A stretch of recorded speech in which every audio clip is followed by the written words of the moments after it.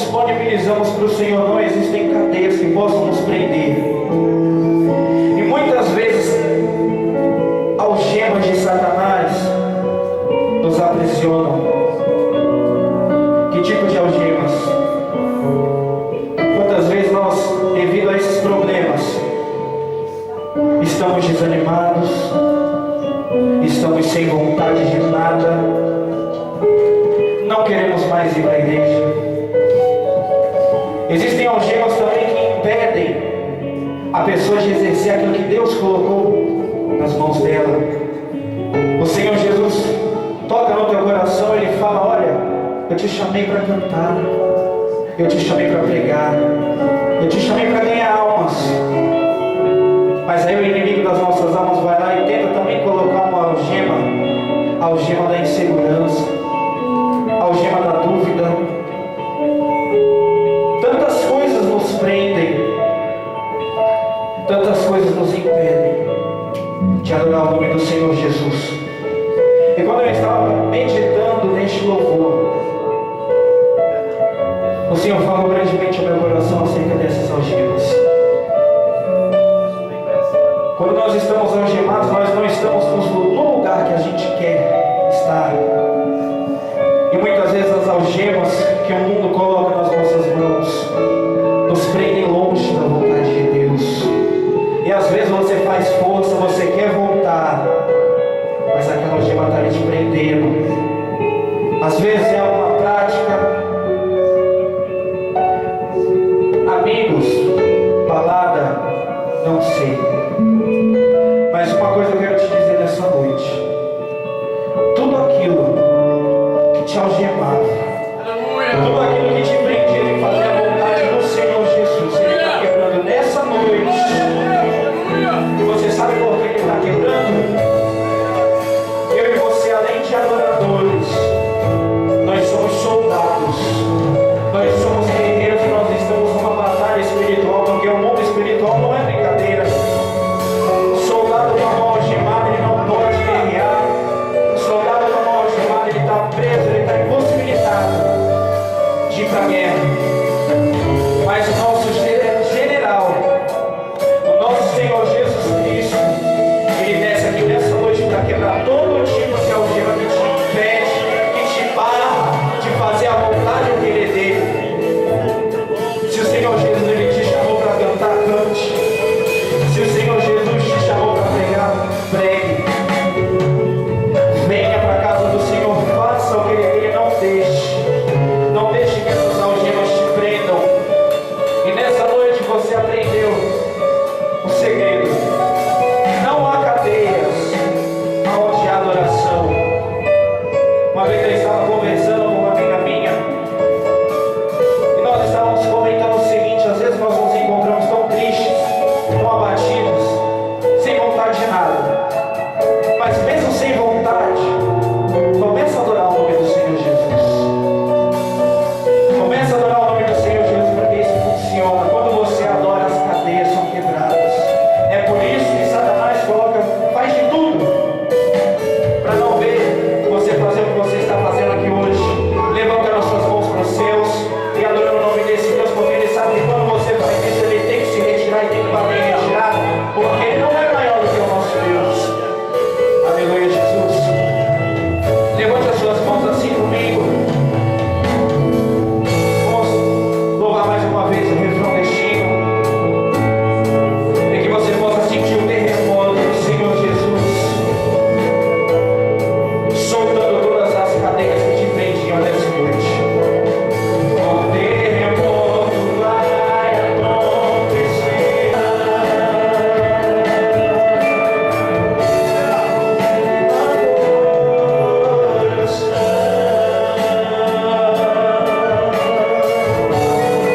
Aplauda o nome do Senhor Jesus nessa noite.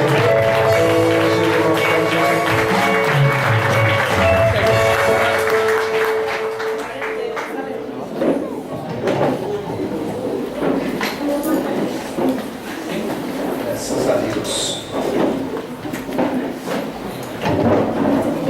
Nós vamos nesta noite meditar na mesma palavra que nós estávamos ou começamos. Podem acender as luzes, pelo menos uma aqui, isso. Nós vamos dar prosseguimento, pelo menos, tentarmos terminar aquela mensagem, palavra que nós iniciamos no domingo passado. Por favor, Êxodo, no capítulo de número 1. Tem que apagar assim. Apaga de novo, por favor. Êxodo capítulo 8. Eu vou ler ali junto com vocês, tá? Tá gravando. O Senhor falou a Moisés: vá ao faraó e diga-lhe que assim diz o Senhor: deixe o meu povo ir, para que me preste conta. Se você não quiser deixá-lo ir, mandarei sobre todo o seu território uma praga de rãs. O Nilo ficará infestado de rãs.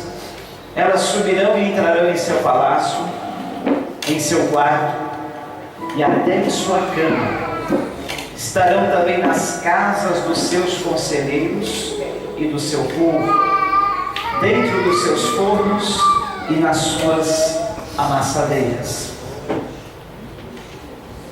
As rãs subirão em vocês, com os seus conselheiros e em seu povo. Depois o Senhor disse a Moisés: diga a Arão que estenda a mão com a vara sobre os rios, sobre os canais e sobre os açudes, e faça subir deles rãs sobre a terra do Egito. Assim Arão estendeu a mão sobre as águas do Egito, e as rãs subiram e cobriram a terra do Egito. O faraó mandou chamar Moisés e Arão e disse: orem ao Senhor para que ele tire essas rãs de mim e do meu povo. Então deixarei o povo ir e oferecer sacrifícios ao Senhor. Moisés disse ao faraó: tua é a honra de dizer-me quando devo orar por ti, por teus conselheiros e por teu povo, para que tu e tuas casas fiquem livres das rãs e sobrem apenas as que estão no rio. Amanhã, disse o faraó.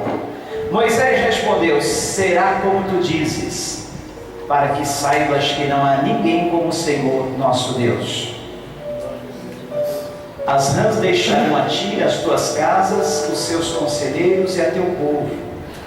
Sobrarão apenas as que estão no rio. Depois que Moisés e Arão saíram da presença do faraó, Moisés clamou ao Senhor por causa das rãs que enviara sobre o faraó. E o Senhor atendeu o pedido de Moisés. Morreram as rãs que estavam nas casas, nos pátios e nos campos. Foram ajuntadas em montões e por isso a terra cheirou mal.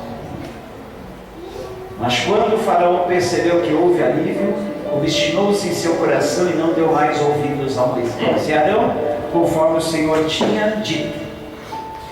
Deus, nós queremos nessa noite agradecer-te a ti pela tua palavra que é viva, que é infalível e é eficaz. A tua palavra que sempre cumpre o propósito para o qual está proposta, Senhor. Nessa noite somos abençoados pela tua palavra. Eu declaro uma bênção tal sobre cada lar, sobre cada família, sobre cada vida aqui representada, Senhor, sobre o teu povo, Senhor. Deus, que nesta noite a tua presença nos encha com a tua paz, nos encha com a tua alegria, nos encha com a tua força, Senhor. Possamos sair daqui abastecidos, possamos sair daqui preparados, Pai. Possamos sair daqui revigorados, prontos para mais uma semana de bênçãos e de vitória. Assim te agradecemos em nome de Jesus. Amém. Queridos, como nós falávamos pode acender, você vai ter que ficar acendendo e apagando. Como nós falávamos na semana passada, quando o povo de Israel, que estava preso, escravizado no Egito, Quando Deus determinou a hora dele sair, cadê o que, Kelta? Eu pedi para ele tirar um pouquinho do agudo. Hoje o som está bem ruim, né? Vocês estão achando bom o som? Hoje não está não, né? Hoje está meio estridente. Quando Deus resolveu, melhorou um pouquinho, mas agora tirou, acho que é o meu microfone, melhorou. Quando Deus tirou o povo do Egito, Ele o fez através das mãos ou da intercessão de Moisés. 10 pragas foram enviadas sobre o povo do Egito, para que eles aprendessem, tira só um pouquinho do agudo, querido, por favor, para que eles aprendessem que somente havia um Deus sobre a terra, o Deus Todo-Poderoso, e não haveria outro mais além do Senhor. Como nós sabemos, falamos na semana passada, o povo do Egito adorava vários deuses, era um povo politeísta. Eles adoravam bois, adoravam vacas, adoravam rio. O Nilo era um deus, ou até hoje é um deus para o Egito, porque do Nilo vem toda a subsistência, o sustento, a manutenção do povo. Eles adoravam ou adoram até hoje o filho primogênito, considerado também um deus, e outras coisas mais. Cada uma das pragas veio exatamente para derrubar a crença no poder de um daqueles deuses. E quando Deus manda a praga das rãs, que inclusive infestaram o rio Nilo, Deus estava dizendo: olha, o Nilo de vocês, o Nilo que é o Deus de vocês, não pode fazer nada contra essa praga. As pragas das rãs estão subindo dos rios, estão vindo pelas ruas, enchendo as ruas. Melhorou, joia, valeu, Kekel. Estão vindo pelas ruas, estão entrando na casa de vocês, estão entrando pela cozinha de vocês, pelo quarto de vocês, estão subindo pela cama de vocês. E vocês e os seus deuses não podem fazer absolutamente nada. Aí Moisés lança a pergunta, que é a pergunta que nos deixou intrigados, a Faraó: Faraó, diga-me, quando é que tu queres que eu venha interceder por vocês, para que Deus livre vocês dessa praga das rãs? Faraó respondeu o quê? Amanhã. Faraó podia ficar livre daquelas pragas naquele mesmo dia. Eles não precisavam mais ficar um dia mais. Mas ele responde surpreendentemente: amanhã. Amanhã, queridos.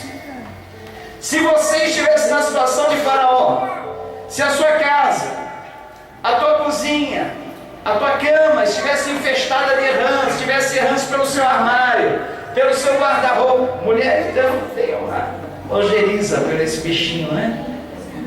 Rã. Sapo, então, nem se fala, mas rã, meu Deus. Será que você não ia querer ficar livre dessas pragas no mesmo dia? Com certeza, você, qualquer um de nós, queríamos ficar livre dessas pragas no mesmo dia. Mas Faraó não. Ele responde surpreendentemente: amanhã. Gente, agora eu pergunto: o que será que Faraó tinha na cabeça? Será que ele gostou, se acostumou com aquelas pragas de rãs, se familiarizou com elas? Nós ficamos admirados, surpresos. Mas na nossa vida não é muito diferente. Muitas vezes nos acostumamos, nos familiarizamos, nos acomodamos a coisas que são prejudiciais para a nossa vida, prejudiciais para a nossa família, prejudiciais para nós. É verdade ou não é? E eu falava de algumas coisas na Bíblia que muitas vezes nós nos apegamos, que muitas vezes nós deixamos conviver com elas. E elas são um perigo para nós. Elas são prejudiciais. Elas podem nos atrapalhar. Só que nós nos acomodamos com essas coisas. Quais coisas? Colossenses 3, 1 a 4 Diz assim: portanto, já que vocês ressuscitaram com Cristo, beleza, é isso aí, procurem as coisas que são do alto, onde Cristo está assentado à direita de Deus. Mantenham o pensamento nas coisas do alto e não nas coisas terrenas, pois vocês morreram e agora a sua vida está escondida com Cristo em Deus.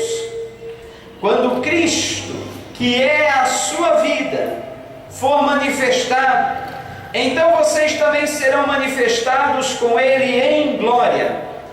Assim, façam morrer tudo o que pertence à natureza terrena de vocês. Quais são? Imoralidade sexual, impureza, paixão, desejos maus e a ganância, que é idolatria. É por causa dessas coisas que vem a ira de Deus sobre os que vivem na desobediência, as quais vocês praticaram no passado, quando costumavam viver nelas. Mas agora abandonem todas essas coisas. Quais? Ira, indignação, maldade, maledicência e linguagem indecente no falar. Não mintam uns aos outros, visto que vocês já se despiram do velho homem com suas práticas e se revestiram do novo, o qual está sendo renovado em conhecimento à imagem do seu Criador. Nessa nova vida já não há diferença entre grego e judeu, circunciso ou incircunciso, bárbaro e cita, escravo e livre, mas Cristo é tudo e está em todos. Portanto, como povo escolhido de Deus, santo e amado, revistam-se de profunda compaixão, bondade, humildade, mansidão e paciência. Suportem-se uns aos outros e perdoem as queixas que tiverem uns contra os outros. Perdoem como o Senhor lhes perdoou. Acima de tudo, porém, revistam-se do amor, que é o elo perfeito. Que a paz de Cristo seja o juiz em seus corações, visto que vocês foram chamados a viver em paz, como membros de um só corpo. E sejam agradecidos. Habite ricamente em vocês a palavra de Cristo. Ensinem e aconselhem-se uns aos outros, com toda a sabedoria. E cantem salmos, hinos e cânticos espirituais com gratidão a Deus em seus corações. Tudo o que fizerem, seja em palavra ou em ação, façam-no em nome do Senhor Jesus, dando por meio dele graças a Deus Pai. Mulheres, sujeitem-se a seus maridos como convém a quem está no Senhor. Maridos, amem suas mulheres e não as tratem com amargura. Filhos, obedeçam a seus pais em tudo, pois isso agrada ao Senhor. Pais, não irritem seus filhos para que eles não se desanimem. Servos ou empregados, obedeçam em tudo a seus senhores ou patrões terrenos, não somente para agradar os homens quando eles estão observando, mas com sinceridade de coração, pelo fato de vocês temerem ao Senhor. Tudo o que fizerem, façam de todo o coração, como para o Senhor e não para os homens, sabendo que receberão do Senhor a recompensa da herança.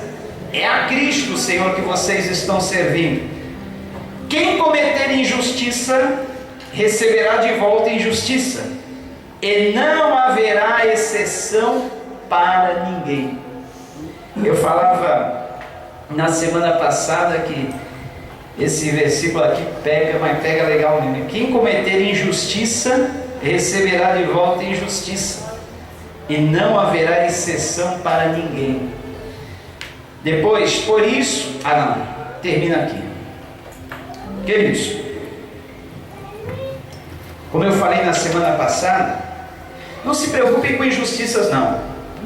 pois a palavra diz que a pessoa que cometer a injustiça, ela vai receber de volta. Nisso não há exceção para ninguém. Pode ficar tranquilo. Queridos, dentre essa lista de coisas que nós lemos, e o interessante é notar que muitas vezes nós atraímos a ira de Deus sobre as nossas vidas por deixarmos de cumprir algum desses itens. E por outro lado, é bem verdade também que nós achamos graça diante do Senhor. O Senhor se agrada de nós e nos abençoa. E como abençoa? Quando nós cumprimos esses itens. Você não perde em nada em obedecendo a palavra de Deus em tudo. Nós falávamos sobre a maledicência, sobre a ira, sobre o perdão, sobre os relacionamentos em família. Maridos, aprenderam a palavra da semana passada? Botaram em prática? Mulheres, aprenderam, botaram em prática? Tem gente aí rindo. Alguns estão rindo de satisfação. Outros não estão rindo muito satisfeitos, não. Mas, gente, nós falamos que uma das coisas que desagrada a Deus, que atrai a ira de Deus, é a imoralidade sexual. Deus criou o sexo tão lindo. Quando Ele criou o homem e a mulher, Ele colocou os dois para viverem no jardim, Deus viu que tudo era bom, inclusive o sexo praticado pelo primeiro casal. Há uma corrente no mundo muito errônea, que diz que o pecado original do homem e da mulher foi o sexo. Errado, gente. Quando Deus terminou de criar as coisas, criou o homem, trouxe a mulher, diz até que Deus, Ele fez o homem, pegando ali um punhado de barro, amassando, soprou nele o espírito de vida, mas na mulher Ele já caprichou um pouco mais. Resolveu fazer uma operação plástica em Adão, tirou a carne mais nobre do corpo de Adão, e daquela carne nobre, próximo da costela, vamos dizer, uma picanha.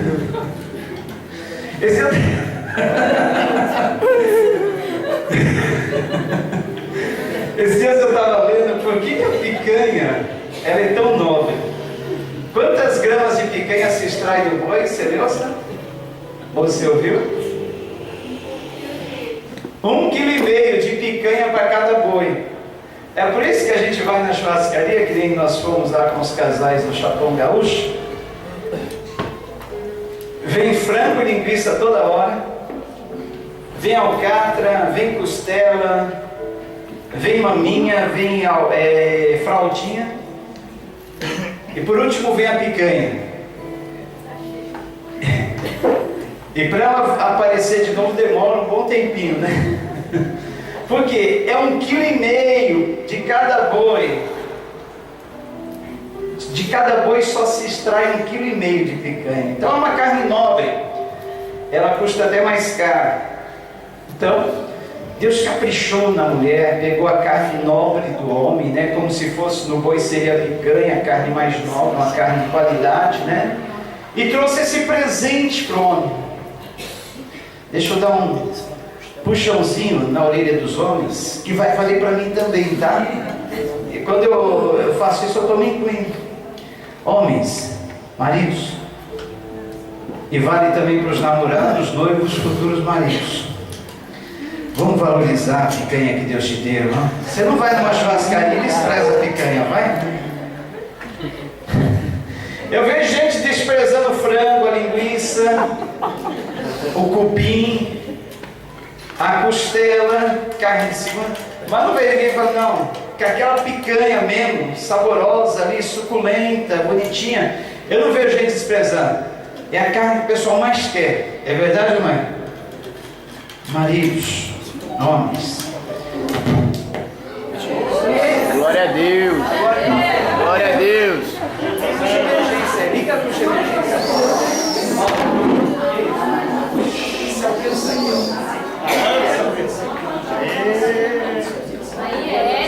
A cabeça não falou.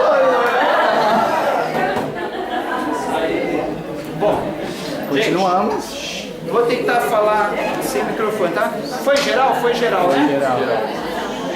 Nós estamos preparados dos emergências. Então, gente, maridos, homens, valorize, por favor, gente. Deus te deu o melhor, tá? Diz inclusive que o homem, Deus fez de qualquer jeito. É brincadeira, ele fez caprichou também nos homens, tá? Que isso? Mas pode ver. Alguns ficaram feios, né? Alguns não. Alguns ficaram A gente compara o corpo do homem reto assim, sem graça nenhuma. Com o corpo da mulher. Calma, a emoção. Fala a verdade, gente. Quem tá mais caprichado? As mulheres, concordo. Com certeza. Sem dúvida alguma, né? Então, gente, maridos, valorizem suas mulheres, tá? Não só pelo fato delas terem esses atributos que Deus deu a ela, somente físico, não. Eu falo muito mais. Eu estava hoje, antes do culto, orientando os noivos, aqueles que estão se preparando para o casamento. E eu falava assim, olha, a Bíblia em Gênesis capítulo 2 diz que Deus deu ao homem uma ajudadora para que essa estivesse como diante dele. Sabe o que o texto, o mesmo texto na linguagem de hoje, como foi esse texto na linguagem de hoje traduzido? Deus deu ao homem uma ajudadora que fosse como a sua segunda metade. Olha só que interessante, isso quer dizer que depois que você casou, meu querido, ou minha querida, tanto o homem como a mulher, não tem como mais viver bem, ter uma vida de qualidade sem essa segunda metade. Não tem como. Você não vai conseguir ter uma vida legal, uma vida de qualidade, querendo viver à parte, independente dessa segunda metade. Quando nós falamos de segunda metade, de segunda parte, dessa outra parte, como se fosse a sua outra metade, está falando de alguma coisa que foi cimentada, alguma coisa que foi totalmente unida, vamos dizer assim, jungida, totalmente ali unificada, como cimento, areia e água, que formam essa massa homogênea, chamada o cimento, a massa do reboco. Não tem como. Irmão Valdir, que trabalha com construção, outros irmãos trabalham com construção. Depois que você mistura água, cimento, areia, tem como separar esses elementos? Não tem como, né? Você não consegue separar esses elementos. Então, gente, assim é a vida do casal. E como eu falava na semana passada, tem que haver a comunhão conjugal, tem que haver essa união. Maridos e esposas, não deixem de ter a intimidade no casamento de vocês, é muito importante, é um ato espiritual. Eu falava sobre moralidade sexual, o que é e o que não é. E eu dizia muito bem, olha, se você faz uma coisa às escondidas em relação à vida sexual, alguma coisa está errada. Se você faz alguma coisa que você não quer que os outros vejam, alguma coisa está errada. Mas dentro das quatro paredes do casal, do quarto do casal, tudo aquilo que é feito em consentimento mútuo, tudo aquilo que não fere os padrões bíblicos, tudo aquilo que não venha afetar a saúde, tudo aquilo que não venha afetar a moral um do outro, é permitido. Entenderam? Então, eu frisei isso para vocês não pensarem, bom, já que a gente, marido e mulher, faz alguma coisa que não quer que os outros vejam, então é imoralidade sexual. Não! Dentro das quatro paredes, não sendo contra o que a Bíblia diz, não sendo algo que fira a saúde, não sendo algo que fira a moral, tudo é válido entre o casal. Ó, eu vou dizer mais uma coisa. Não deixe ninguém interferir na vida sexual de vocês. Não vá nessa conversa. Ah, isso pode, aquilo não pode. Vai pela Bíblia e pelo que o Espírito Santo tocar em seu coração e o que vocês, em comum acordo, consentirem um ao outro. Tá bom? E tem muita gente que se intromete na vida do casal. Diz, ah, não pode fazer isso, ah, não pode fazer aquilo. Tem a internet com um monte de conselho bom e um monte de conselho ruim. E o casal às vezes fica confuso. E muitas vezes até deixa de se aproveitar dos manjares que Deus preparou para aqueles a quem Ele concedeu. A Bíblia chama do prazer sexual, do prazer do homem e da mulher dentro do casamento, como um manjar. Sabe o que é manjar? Está ligado à culinária, algo muito apetitoso, algo delicioso. Então Deus compara a vida sexual do casal, dentro dos padrões bíblicos, a um manjar, e é espiritual. É espiritual. Eu conheço alguns crentes que até no momento íntimo tem que estar com roupa, vai tomar banho, não pode estar totalmente nu, porque eles pensam assim, e se Jesus voltar no momento que eu estiver totalmente nu? Tem gente assim até hoje, pleno século XXI, gente, acredite. Essas igrejas, tem, né? Os irmãos conhecem. Essas igrejas mais extremistas. Não deixe que essas pessoas tirem seu prazer, dizendo, você não pode fazer isso, meu irmão, você não pode fazer aquilo. Vai pela Bíblia, pelo que o Espírito Santo orienta, e em consentimento mútuo. Amém, queridos? Eu gostaria de estar falando tudo isso aí no encontro de casais, mas o último que a gente marcou, não apareceu ninguém. Então às vezes a gente tem que falar isso num culto mesmo, com jovens, adolescentes, crianças, né? Por quê? O sexo não tem nada de impuro no sexo.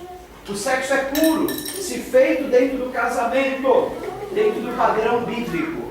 Ok, queridos? Então por que eu falei tudo isso? A mensagem não era voltada exatamente para o assunto. A mensagem é falada sobre livrar-se das rãs. Alguém fez até uma piadinha que eu não vou nem repetir. Aqui. O pastor começou a mensagem com rã e terminou em deixa pra lá.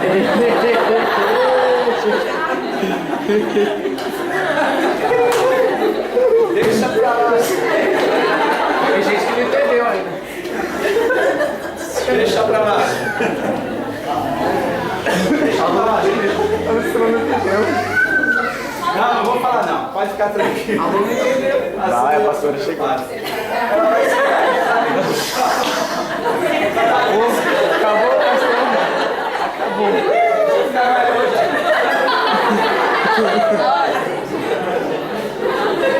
Fica mais longe, que esse cara vai vir. Ela disse que é mesmo. Para, você está excedendo. Gente. Vai pagar, vai. Então, onde eu estava? Assim, voltando às rãs. Então eu falava que muitas coisas nós acabamos protelando, deixando para amanhã, deixando para depois. Deus quer que você se livre desses problemas que te afetam, que te prejudicam, que te incomodam. Hoje, não é amanhã. Ó, vou falar de uma rã aqui que perturba muita gente e que muitos acabam adiando de se livrar dela. Mágoa. A mágoa é uma rã, perturba, incomoda, atrapalha. É uma das coisas que Deus não gosta, que atrapalha a vida da gente, atrasa a vida da gente, amarra a vida da gente, causa um prejuízo tremendo, como as rãs que estavam lá, olha, detonando a vida dos egípcios. Só que nós protelamos. Aquela pessoa não merece meu perdão, não. Deixa ela assim um pouco mais. Deixa eu curtir esse ressentimento, essa mágoa um pouquinho mais um tempo. Deixa. Gente, a vingança, o ressentimento, a mágoa, a falta de perdão é um veneno que você quer que seu inimigo coma, mas ele só vai afetar você mesmo, só vai causar mal a você mesmo. Gente, não há nada como viver perdoando, sem mágoa, sem ressentimento, deixando de pensar naquilo que te feriu, te machucou, te magoou. Você vive em paz com você, em paz com Deus, e Deus abençoa. Agora, por outro lado, essas coisas que nós acabamos de ler, imoralidade sexual, maledicência, ira, falta de perdão, ressentimento, mentira, essas coisas atraem a ira de Deus sobre a nossa vida. Mas por que nada dá certo para mim? Por que as coisas estão erradas? Por que parece que está tudo amarrado? Por que parece que minha vida está presa? Faça um exame introspectivo na sua vida. Vê se não tem rãs aí, olha. Rãs na vida. As rãs entravam pela casa dos egípcios, entravam pela despensa. Fala do quê? Devorador. Rãs na despensa, devorador. Rãs no quarto, na vida íntima. Rãs na cama, vida íntima das pessoas. Atrapalha a vida íntima, atrapalha o descanso, atrapalha o sossego, atrapalha e tira a paz. Rãs. Vou falar uma coisa, mas não fiquem preocupados. Para tudo há o perdão de Deus, para tudo há o arrependimento. Às vezes o namorado e a namorada entram em intimidade demais no namoro e sabem que essas intimidades excessivas vão atrapalhar a vida futura do casal. Há mulheres, olha, isso eu vou falar para o marido também.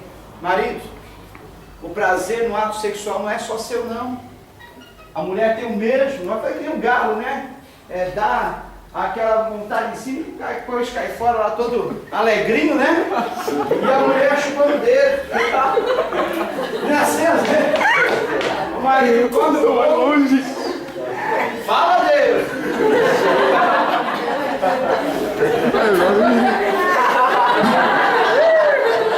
Serve pra mim às vezes. Às vezes. Mas sempre às vezes.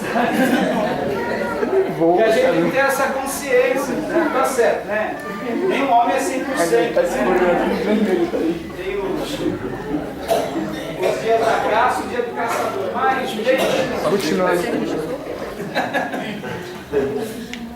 gente, ó, é uma coisa. Com medo de falar, pastor. Oi? Com medo de falar, pastor. É que sabe como é, né? A gente Sabe como é? Depois que a gente fala, é que a gente pensa, né? A gente é cobrado, né? Quanto mais você ensina, mais você é cobrado. A gente é cobrado. Então, olha, gente, o prazer no ato sexual é tanto do homem como da mulher. A mulher tem esse direito. Só que muitas vezes, o que eu falo? A intimidade excessiva no namoro, muitas vezes leva a mulher a ter frigidez depois de casar. Tem mulher que não consegue. O marido pode suar, pode tentar de todas as formas, mas a mulher não consegue chegar lá. Por quê? Aí vai descobrir que houve muita intimidade no namoro. no inconsciente ou subconsciente da mulher, aquilo vai afetar. Então, namorados, se você quer viver uma vida, ter uma vida satisfatória por todo o restante da vida, guardem, por favor, esse prazer para depois. Guarde, segura aí, segura as pontas. Você vai ter bolo para comer e satisfazer, olha, o resto da vida Aguarda o bolo, guarda.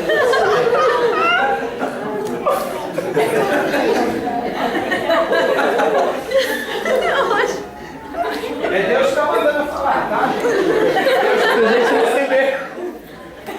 E eu estou aproveitando que estamos sem luz. Não dá para ver as faces pulverizadas. Ninguém está vendo um outro vermelho, né? Não. A não ser quem está perto da luz. Então, gente, guarda, é bom, tá? Espere aí. 1 ano, 2 anos dentro do namoro, tá bom? É por isso que o namoro, o noivado não pode ser muito longo, gente. Sabe como é, né? Minha mãe sempre dizia, meu pai sempre dizia, olha, filho, a palha perto do fogo esquenta. Verdade? Não. É por isso que eu namorei, noivei, casei 10 vezes.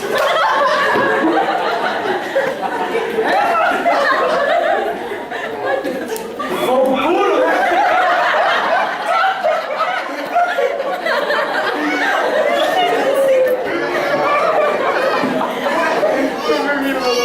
Senhor, manda luz. Eu era pentecostal, eu era fogo puro. Senhor, manda luz. Era fogo puro em tudo. Deus dá as coisas.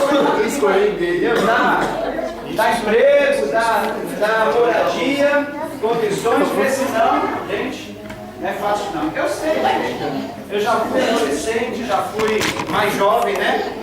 Continuo sendo jovem, mas já fui mais jovem. Então, depois de dar uma sossegadinha, as coisas mudam um pouco, né?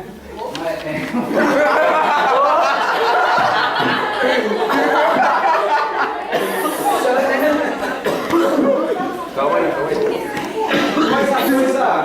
Mas a coisa inverte, né? Precisa de um estimulante chamado. Mas, gente, guarda aí, segura as pontas, tá? Porque Deus vai honrar isso aí e vai dar uma vida íntima pro resto da vida a dois muito satisfatória, tá? Vocês vão ter muita satisfação e, acima de tudo, a bênção de Deus em tudo.